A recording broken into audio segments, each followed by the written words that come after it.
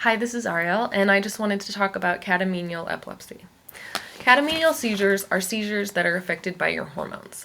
So if you have, in most cases, we're talking about women here who have epilepsy and notice a change in the frequency of their seizures around the changes in their menstrual cycle. So most women it's premenstrually, but some women it's actually at ovulation. For me personally, it's premenstrually.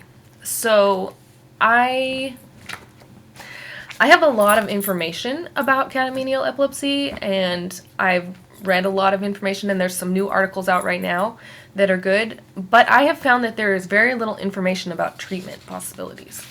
Personally, I've used birth control as well as seizure medicine to try to keep my seizures at bay during that time in my cycle. The thing is that basically one of the only ways to do it is to get rid of the changes in your cycle. So you have to take either continuous birth control or monotherapy birth control. And the problem is if you do go off it, you still can have an increase in seizures every month when you have your period. So I did do continuous birth control for a while, and that was hard because there were other problems with that, such as bleeding too much after not bleeding for a while, and things like that. And just it really kind of put my cycle off in terms of how long it was. And so there's also a lot of information out there about when it might happen or that it happens, but there's not a lot of information about the treatments. Personally, I'm doing progesterone at this point, natural bioidentical progesterone that is compounded for me at a pharmacy.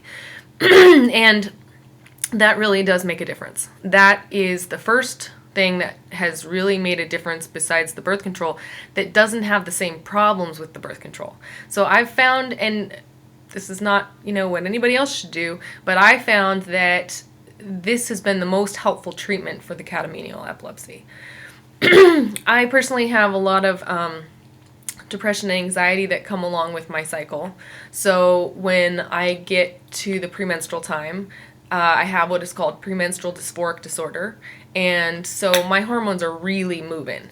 And what happens is that my depression goes really intense, and the anxiety gets really intense, and the seizures increase. Then you have a problem of more seizures, more depression, more anxiety, more seizures. So that's a cycle that can be problematic. So it's really important that you keep track of your cycle, because at some point you may want to supplement with progesterone or something to at a certain time in your cycle. I do it the 2 weeks before my period, and I do it a certain amount for the first week, a certain amount for the second week, then I have my period, then I wait. For me, it's about 10 days, and then I start doing that again. So I really think it's important to keep track of your cycle, be aware, because even if you don't know what to do about it, it is a good idea to know that, okay, this is my increased week of seizures.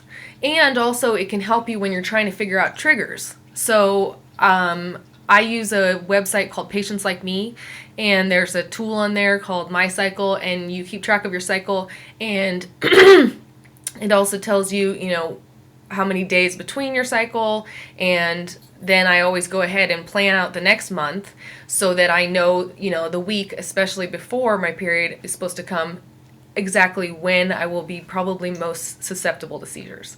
Then when they happen, I'm not as surprised. And I don't know that that's what, some people might not find that very helpful, but I do. Because then I don't look for as many other reasons.